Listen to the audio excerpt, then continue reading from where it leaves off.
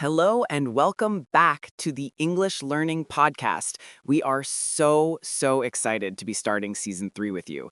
I'm Alex. And I'm Ben. And we're kicking off this season with a question we get all the time. Right. How can I stay motivated to learn English? It's a problem everyone faces. It really is. You start a new language with so much excitement. Totally. But after a while, that feeling, it can fade. So today we've combined the best advice from experts and learners Okay. to give you a practical toolkit for motivation. Ben, Where do we start? it all starts with a simple but really powerful question. Which is? Direct. Why? Are you learning English? Is it for a better job? To study abroad? To travel the world? Or maybe just because you love the challenge? That's your why. It's the reason you started. Experts call this having a clear goal. Think of it like a destination on a map. If you don't know where you're going, any road will just feel long and pointless. When you feel like quitting, remembering your destination, that why, it can give you the energy to keep going. And there are two main types of motivation. The first is, learning for a specific purpose, like getting a job. Right. But the second, and I think often more powerful type, is called intrinsic motivation. That fancy term just means you're learning because you genuinely enjoy the process. Okay, which brings us to our second big tip. Yeah? Make it fun and make it personal. Learning English should not feel like a chore, you know? Right. A chore. Yeah, like a boring task you have to do. It should feel like a hobby. Oh, this is my favorite strategy. If you love movies, watch them in English. Start with subtitles, and then, try watching without them. If you love music, find English songs, look up the lyrics, and sing along. You'll learn new words and improve your pronunciation without even realizing you're studying. Exactly. Or do you like cooking, gaming, or fashion? Find YouTubers or blogs or podcasts about those topics in English. Okay. You're learning about something you already love, and the English it comes naturally. You're connecting the language to your life. Okay, so we have our why, and we're making it fun, but what about the days when the main goal, like becoming fluent, feels impossible? Yeah. It's just so big and far away. That's a huge problem. It's like trying to climb a giant mountain in one step. So the solution is to break it down. Break it into small, manageable goals. The experts call this setting short-term goals or, and chuckling, taking baby steps. So instead of saying, I want to be fluent, your goal for the day could be, I will learn 5 new vocabulary words. Okay. Or I will have a 2-minute conversation with my language partner. These are goals you can actually achieve in one day. And this is so important. When you achieve that small goal, celebrate it. Right. Acknowledge your success. This creates positive reinforcement. It's like giving your brain a little reward, which makes you want to do it again tomorrow. A really great tip is to keep a success journal. Every day, write down one small thing you learned or accomplished in English. I love that idea. Because on days when you feel like you're not making any progress, you can look back at your journal and see hundreds of things you've learned. Right. It's real proof of your hard work. And it also helps with another motivation killer, What's that? with comparing yourself to others. Oh, that's a big one. Don't compare your chapter 1 to someone else's chapter 20. Yeah. Everyone's journey is different. You have to focus on your own progress, not anyone else's. Which leads us to our final and maybe most important point. Right. So what happens on those days when you have absolutely zero motivation? You just don't feel like it. This is where discipline comes in. There's a great saying, discipline beats motivation. Okay. Motivation is an emotion. It comes and goes. Discipline is a system. It's a habit you build. So you're saying we shouldn't just wait to feel motivated. Exactly. Create a routine. Maybe you study for just 15 minutes every morning with your coffee. Yeah. Or you listen to an English podcast on your way to work. Even on a day you don't want to, your habit carries you through. It doesn't have to be long. A small, consistent effort is so much better than doing nothing. And of course, it's okay to take breaks to avoid burnout, right? That feeling of being completely exhausted. Totally. But the key is always to come back to your routine. So to recap, know your why, make it fun, set small goals and celebrate them, and build a consistent habit. That's your toolkit for staying motivated. It's not about being perfect. Right. It's about being persistent. Now, here's a question we'd like you to think about. Okay. What is one small, fun thing you can do in English today that is not from a textbook? Think about it and then go do it. Thanks for listening, and we'll see you next time.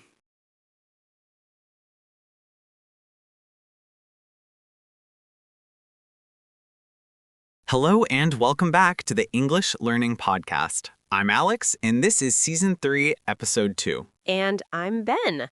Alex, let me ask you a question.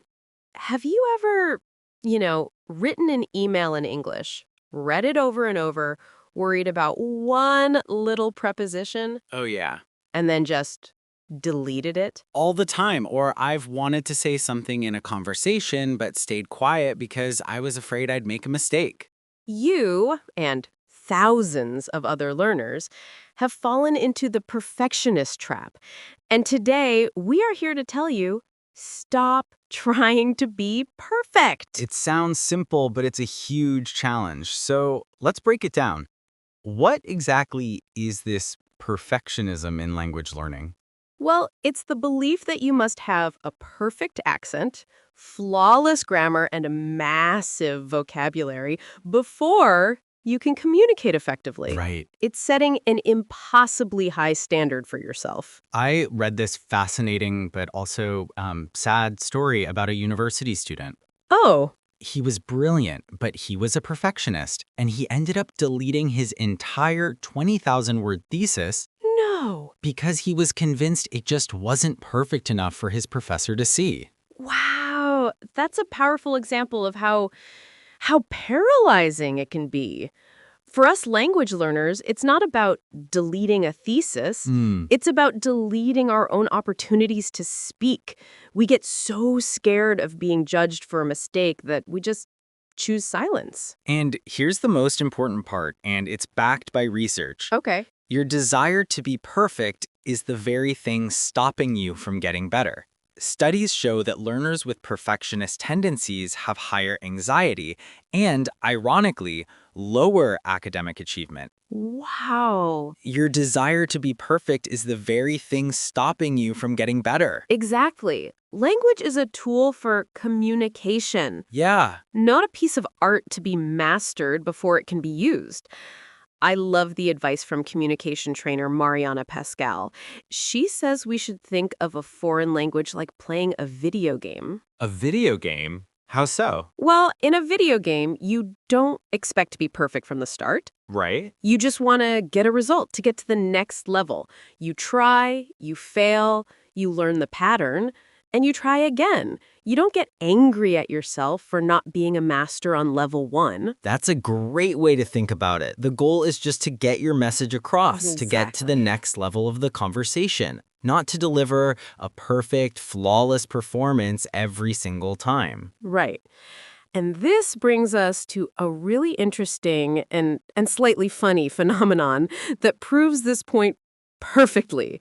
Alex, have you ever heard the saying that a little bit of alcohol can help you speak a foreign language better? I have. I always wondered if that was just an excuse or if there was any truth to it. There is. A study on this topic actually won an Ig Nobel Prize. Really? Yeah. Those are the awards for science that first makes you laugh, then makes you think. So researchers took a group of German natives who were learning Dutch, Okay. had them chat with a native Dutch speaker. Okay, I'm listening. So half the group drank water, and the other half drank a beverage with a low dose of alcohol.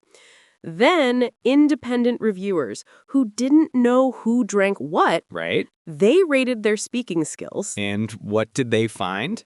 the group that had the small amount of alcohol was rated as having significantly better pronunciation. Wow. And not because they suddenly became language geniuses, but because their anxiety was reduced. They stopped overthinking. They weren't so afraid of making mistakes. Wow. So it's real-world proof that the psychological fear of being judged is one of the biggest obstacles. Yeah. The alcohol just temporarily removes the perfectionist in our brain. Precisely. It's what they call Dutch courage. Now, and this is a major disclaimer, we are absolutely not recommending alcohol as a study tool. Right, of course. The study stressed that at higher doses, it severely harms all the skills you need to learn. Of course. The real lesson here isn't about alcohol. Right. It's about what alcohol represents. It represents letting go of fear. So the question is, how do we get that feeling of Dutch courage while being completely sober? And the answer is to consciously change your mindset. Instead of striving for perfection, aim to be brave.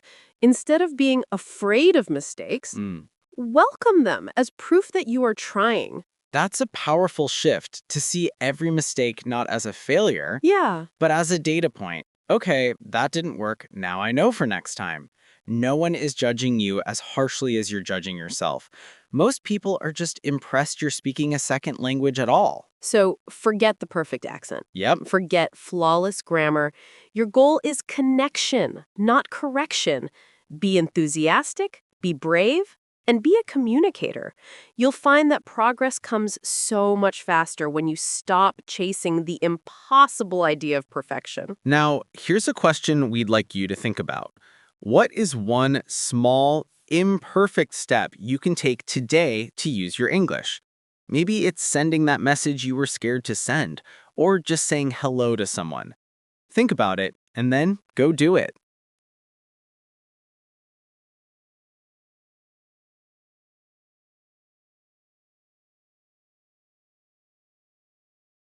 Hello, and welcome back to the English Learning Podcast. I'm Alex. And I'm Ben. Alex, let me start with a question for you and for our listeners. When you think about your English learning goal, what comes to mind? Probably the big one, fluency. You know, being able to speak and understand everything perfectly. Exactly. It's this huge, distant goal. Right. Like a giant mountain peak in the clouds. And when you're standing at the bottom, it can feel, well, impossible. Yeah. You might even wonder why you should bother starting the climb. That's so true. It's so easy to get discouraged before you even begin. We get so focused on reaching the very top that we forget about what's right in front of us. And that is exactly what we're talking about today. The incredible power of celebrating the small wins. Okay. It's a small shift in mindset that can completely change your learning journey. So let's define that. What exactly is a small win for an English learner? It's any piece of tangible progress, no matter how minor it seems. Okay. For example, maybe you were watching a movie and you understood a difficult line of dialogue without needing subtitles. That's a small win. Or maybe you learned a new idiom and then a few days later, you actually used it in a conversation. Yes. Or maybe you just had the courage to speak to a native speaker for like 2 minutes. Even if it wasn't perfect, the act of doing it is a massive win. These are the small steps on the path up that mountain. And there's a fascinating scientific reason why recognizing these steps is so critical. When you achieve a goal, even a tiny one, and you consciously acknowledge it, your brain's reward system activates. Right. It releases a chemical called dopamine. Ah, dopamine. I've heard of that. It's often called the motivation molecule or the feel-good chemical, right? It's what makes you feel pleasure and satisfaction. Precisely. So when you take a moment to celebrate that small win, you're essentially giving your brain a little reward, Okay. a little hit of dopamine. It's like your brain is giving you a high five and saying, hey, that felt good. Let's do that again. So it's not just a nice idea, it's actual brain chemistry. Yeah. You are literally training your brain to associate learning with a positive feeling. That creates a powerful positive cycle. You make a small bit of progress, you feel good about it, and that feeling motivates you to take the next step. Exactly. It builds momentum. And just as importantly, it helps us fight against something called the negativity bias. The negativity bias, what's that? It's our brain's natural tendency to focus more on negative experiences than positive ones. Right. It's an old survival instinct. So if you have a 10-minute conversation and make 2 small mistakes, but the rest was great, what do you tend to remember? The 2 mistakes, of course. You dwell on them. You completely forget about the 99% of the conversation that went perfectly well. But by consciously celebrating the small win, the win of just having a successful conversation, you are actively rewiring your brain. Wow. You are training it to see the progress, not just the perceived imperfections. Okay, this makes so much sense. But what does celebrating actually look like? I think some people hear that and imagine a big party. I don't need fireworks every time I learn a new phrasal verb. No, definitely not. The celebration can be really small and personal. The most important part is simply to notice and acknowledge it. Okay. Just pause for a moment. Take a breath and tell yourself, I did that. That was a step forward. It's a mental pat on the back. A mental high five. I can do that. What are some other simple ways to celebrate? Tracking your progress is a great one. You could keep a wins journal. So at the end of each day, you just write down one small achievement. Today, I read a whole page of a book in English. Or today, I didn't get nervous when I asked for directions. Right. You can, on days you feel discouraged, you can look back at that journal and see concrete physical proof of how far you've come. I love that. It turns invisible progress into something visible. Yeah. What if you could also just share it, right? A quick message to a friend or another learner saying, guess what? I finally understood the lyrics to that song. That shared excitement is a celebration in itself. And of course, you can give yourself a small, immediate reward. This is about creating that positive association. Finish your study session, reward yourself with 5 minutes of your favorite music. Have that tough conversation, treat yourself to a nice cup of coffee. It's about making the journey enjoyable, not just enduring it until you reach the destination. Yes. Because if you only allow yourself to feel happy when you achieve fluency, you might be waiting a very, very long time. And you'll probably burn out and quit. Right. But if you find joy in the small steps, the journey itself becomes the reward. This is the perfect antidote to that perfectionism we've talked about before. You have to let go of perfection to make progress, and you have to celebrate that imperfect progress to stay motivated. So, to bring it all together, break down your massive goal of learning English into tiny, manageable steps. Then, the crucial part, notice, acknowledge, and celebrate every single one you take. It's the most effective strategy for building real, lasting confidence and motivation.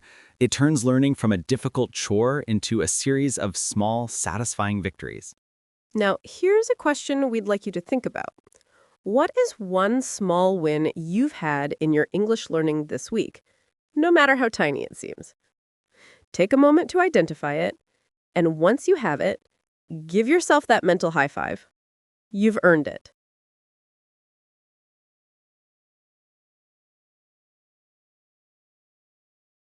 Hey everyone, Alex here. And Sarah, we really hope you're enjoying the episode Oh yeah, and feeling motivated. I know I am. I mean, each one of these topics gives me like a new tool to work with. Right, exactly. It feels, I don't know, less like studying and more like finally getting it. That is exactly our mission, to share these powerful, practical strategies that help you build real confidence and natural fluency without all the boring grammar drills. So here's a quick question for you. Are you ready to keep making real progress on your English journey? If the answer is yes, just take a second, like right now, to hit subscribe or follow on whatever app you're using. Yep. You'll never miss an episode, and you'll be the first one to get our latest strategies. It's really the best way to join us for what's next. Totally. So yeah, thanks for listening. We can't wait to see you in the next one.